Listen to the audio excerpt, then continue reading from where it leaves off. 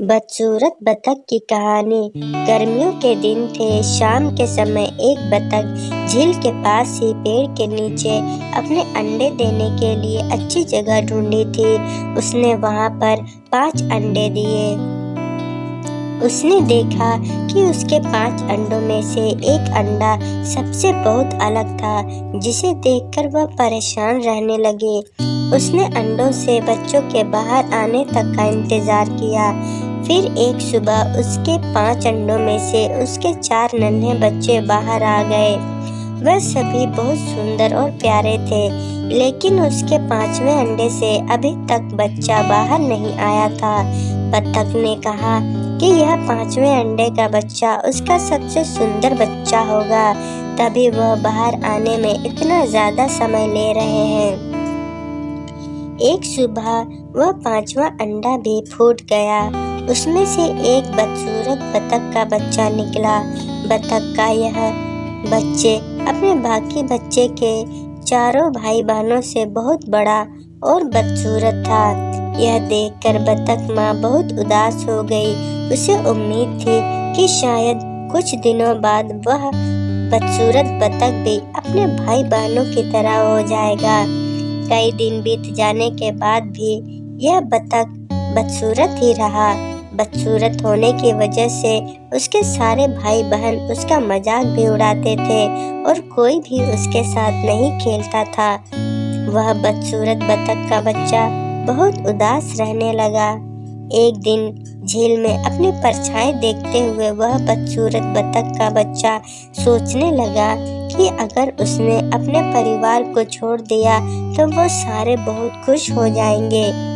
वह किसी दूसरे जंगल में चला जाएगा। यही सोचकर वह किसी घने जंगल में चला गया। जल्द ही सर्दियों के दिन आ गए। हर तरफ बर्फ की बारिश हो रही थी। बदसूरत बतख के बच्चे को ठंड लग रही थी। उसके पास खाने पीने के लिए कुछ भी नहीं था। यहाँ से वह एक बतख के परिवार के पास गया।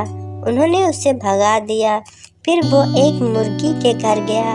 मुर्गी ने भी उसे चोंच मारकर भगा दिया। उसी रास्ते में उसे एक कुत्ते ने देखा, लेकिन कुत्ता भी उसे छोड़कर चला गया। बदसूरत बतख उदास मन से सोचने लगा कि वह इतना बदसूरत है कि कुत्ता भी उसे नहीं खाना चाहता है। उदास होकर वह बदसूरत बतख का बच्चा फिर से जंगल जाने लगा। रास्ते में उसे एक किसान दिखाई दिया। वह किसान उस बदसूरत बतख को अपने घर ले गया। वहाँ पर उसे एक बिल्ली परेशान करने लगी, तो यह वहाँ से भी भाग गया और फिर से एक जंगल में रहने लगा। कुछ ही दिनों में बसंत का मौसम आ गया। अब वह बदसूरत बतख भी काफी बड़ा हो गया था। एक दिन वह एक नदी के किनारे टहल रहा था।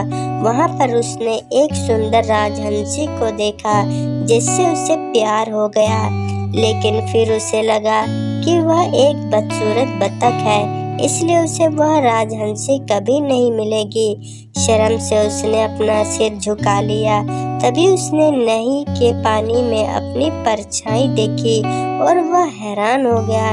उसने देखा अब वह बहुत बड़ा हो गया है और एक सुंदर राजहंस के में बदल गया है।